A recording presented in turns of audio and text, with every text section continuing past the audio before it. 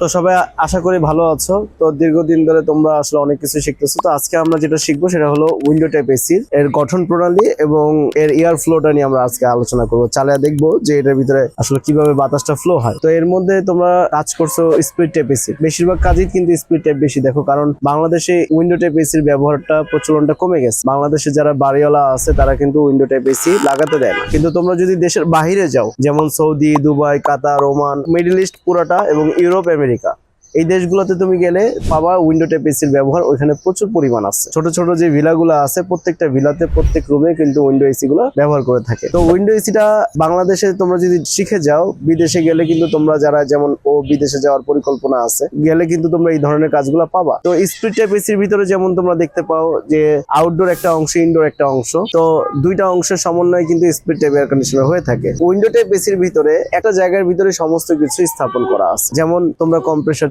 এই কম্প্রেসারটা কিন্তু এখানে আছে, কন্ডেন্সারটা এখানে আছে এবং ইভাপোরেটরটা এখানে আছে। এখানে এই একটা বক্সের ভিতরেই তোমার সবকিছু এখানে সেট আপ করা আছে। তো আজকে আমরা তোমাদেরকে এই বিষয়টা নিয়ে মূলত আলোচনা করা। তোমরা কিন্তু জানো যে কন্ডেন্সারের কাজটা কি, ইভাপোরেটরের কাজটা কি, তাই না? তাহলে এর কাজগুলো আলাদা। এবং এখানে একটা ব্লোয়ার ফ্যান মোটর আছে। সাধারণ ক্ষেত্রে কিন্তু আমরা দেখি স্প্লিট টাইপ এসির ভিতরে যে তোমার কি হয় যে আউটডোরে একটা ফ্যান মোটর থাকে, ইনডোরের ভিতরে একটা ফ্যান মোটর থাকে। কিন্তু উইন্ডো টাইপ এসির ভিতরে দেখো এখানে ভিতরে একটা ব্লোয়ার ফ্যান মোটর আছে, এই পাশে ব্লোয়ার, এখানে ফ্যান, এই দুইটার সমন্বয়ে ব্লোয়ার ফ্যান, আর এখানে হলো কি মোটর, ব্লোয়ার ফ্যান মোটর। ঠিক আছে, এই একটা মোটর দিয়ে দুই পাশে বাতাসটাকে সার্কুলেশন করে। তো আমরা আজকে যেটা দেখাবো তোমাদেরকে, আচ্ছা এখন দেখো আমরা একটা কাজ করি, এটা বসাও,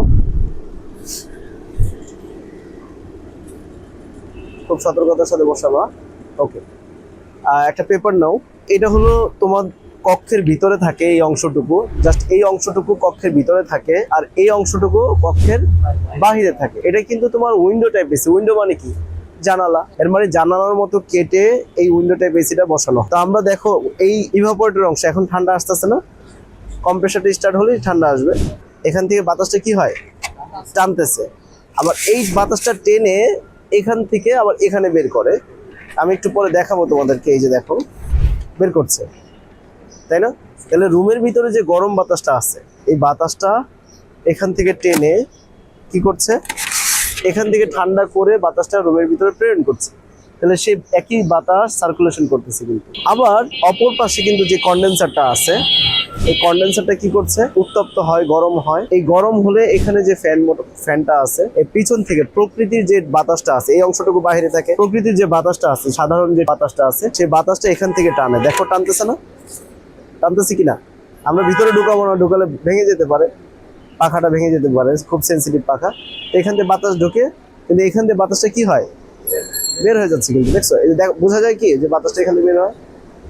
এইভাবে কি করে এয়ারটাকে সার্কুলেশন করে কক্ষের বাহিরে কি করবে, বাতাসটা বের করে দিবে। এর মানে নর্মাল বাতাসটা নিয়ে এই কন্ডেন্সারটাকে ঠান্ডা করে গরম বাতাসটাকে প্রকৃতির মধ্যে ছেড়ে দিবে। এইভাবে করে তোমার একটা উইন্ডো টাইপ এসি কন্টিনিউয়াসলি যখন কাজ করে, তখন এইভাবে তোমার এই পুরো কার্যক্রমটা চালু রাখে। এখন আমরা এটা একটু উপরে উঠাই।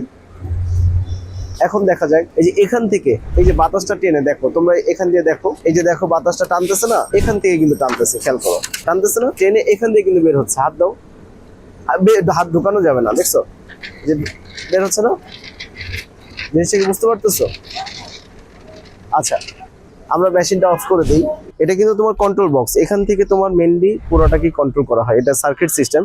নর্মালি যেগুলো থাকে এগুলো অ্যানালগ, যেমন থার্মোস্ট্যাট সুইচ থাকে, সিলেক্টর সুইচ থাকে, অন্যান্য সুইচগুলো থাকে। সেখানে তোমার কন্ট্রোল বক্সটা এখানে আধুনিক একটা উইন্ডো টাইপ এসি, যার কারণে এখানে তোমার কি করলো যে একটা ইলেকট্রনিক সার্কিট দিয়ে কন্ট্রোলিং করা হলো। এখানে একটা সেন্সর আছে, এটাকে বলা হয় রুম টেম্পারেচার সেন্সর। এটার কাজ হলো কাইন্ড অফ থার্মোস্ট্যাট সুইচের মতো কাজ। থার্মোস্ট্যাট সুইচ যেভাবে তোমার নির্দিষ্ট টেম্পারেচার আসার পরে কি করে, কম্প্রেসারকে বন্ধ করে দেয়, এই সেম কাজটা এই সেন্সরটা করে থাকে। এটার নাম কি, রুম টেম্পারেচার সেন্সর। আর এখানে একটা সেন্সর আছে যেটা হলো পাইপ টেম্পারেচার সেন্সর। এটার নাম কি, পাইপ টেম্পারেচার সেন্সর। এই সেন্সরটা তোমার কিন্তু স্প্লিট টাইপ এসিতেও আছে, দুইটা সেন্সরই কিন্তু আছে, একইভাবে কাজ করে। এটার কাজ হলো কি, এটাকে তোমার টেকনিশিয়ানরা অনেকে ভাইস সেন্সর বলে, অনেকে এটাকে তোমার আইস কাটার বলে, কিন্তু এটা সঠিক নাম হলো pipe temperature sensor.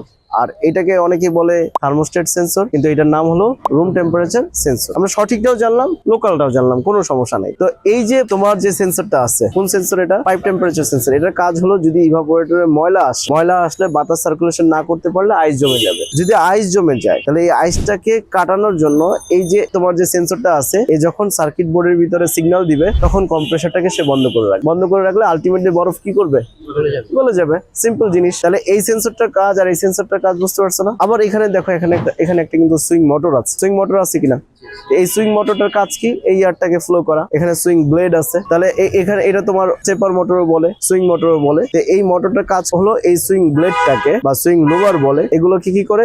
Air floor ডিরেকশনটাকে control করে। তুমি যদি এখান থেকে রিমোট থেকে তুমি যদি অটোমেটিক করে দাও তাহলে লেফট রাইট করতে থাকবে। তোমরা তো স্পিড টাইপের কাজ দেখছো না কিভাবে করে? ওই সেম ভাবে তুমি যদি রিমোট থেকে তুমি যদি অটো করে দাও তাহলে সে লেফট রাইট করবে। আর যদি তুমি ফিক্স করে দাও যেই পোর্শনে রাখবে ঠিক ওই পোর্শনেই থাকবে। এই হলো তোমার সিম্পল জিনিস। উইন্ডো স্প্লিট টাইপ এসির থেকে উইন্ডো টাইপ এসি কিন্তু আরো সহজ। কথা কি বুঝতে পারছি? তাহলে আগে মূল বিষয়টা হলো কম্প্রেসার সম্পর্কে ভালো করে শিখতে হবে, কন্ডেন্সার সম্পর্কে ভালো করে শিখতে হবে, ইভাপোরেটর সম্পর্কে ভালো করে শিখতে হবে। এগুলো যদি তুমি বেসিকটা ভালো করে শিখতে পারো তাহলে যেটা হবে যে তুমি যে কোনো এসির কাজ কিন্তু সহজে করতে পারবা। বেসিক জানতে হবে আগে ভালো করে। কথা কি বুঝতে পারছি? তুমি যদি এই ইভাপোরেটরের কাজ কি সেটা বুঝো নাই, কম্প্রেসারের কাজ কি সেটা বুঝো নাই, তাহলে তুমি কিন্তু কোনো কম্প্রেসারের কাজই কিন্তু বুঝবা। কিন্তু তুমি যদি এর মূল কাজটা বুঝতে পারো, তোমরা কিন্তু আমাদের ইউটিউব চ্যানেলে আমাদের ক্লাস আছে। এই ক্লাসগুলো যদি তোমরা একটু ভালো করে দেখো, আমরা কিন্তু প্লে লিস্টে, তোমরা আরএসি টেকনোলজি যে চ্যানেলটা আছে সেই চ্যানেলে গিয়ে প্লে লিস্টে যাবা। প্লে লিস্টে গেলে দেখবা যে কম্প্রেসারের একটা ক্লাসিক করা আছে, ওখানে 4টা ভিডিও আছে। এই 4টা ভিডিও যদি তুমি দেখো তাহলে তুমি কিন্তু কম্প্রেসার সম্পর্কে অনেক বিস্তারিত জানতে পারবা। তারপর যদি ফ্রস্ট টাইপ রেফ্রিজারেটর সম্পর্কে জানতে চাও তাহলে ওখানে একটা প্লে লিস্ট করা আছে। তারপর নন ফ্রস্ট টাইপ রেফ্রিজারেটর যদি জানতে চাও ওটার একটা প্লে লিস্ট করা আছে। এর মানে তুমি যখন অবসরে থাকবা তখন এই প্লে লিস্ট গুলো যদি তুমি দেখো তাহলে যেটা তোমার হবে যে তোমার জ্ঞান কিন্তু বৃদ্ধি হবে। এবং আমরা সুযোগ পেলে, আমরা আসলে সময় সুযোগ পাই না, কারণ আমাদের তো জানো প্রচুর পরিমাণ টেকনিশিয়ানদের কাজে পাঠাতে হয়, ওদেরকে ম্যানেজ করতে হয়। তো আমরা চেষ্টা করবো আগামী শীতে ইনশাল্লাহ আরো কিছু প্লে লিস্ট তৈরি করতে যাদের শিক্ষা ক্ষেত্রে কাজে লাগবে। কথা কি বুঝতে পারছি? এই বিষয় নিয়ে তোমাদের কোনো প্রশ্ন আছে কি? কোনো প্রশ্ন নেই? আচ্ছা, থ্যাংক ইউ।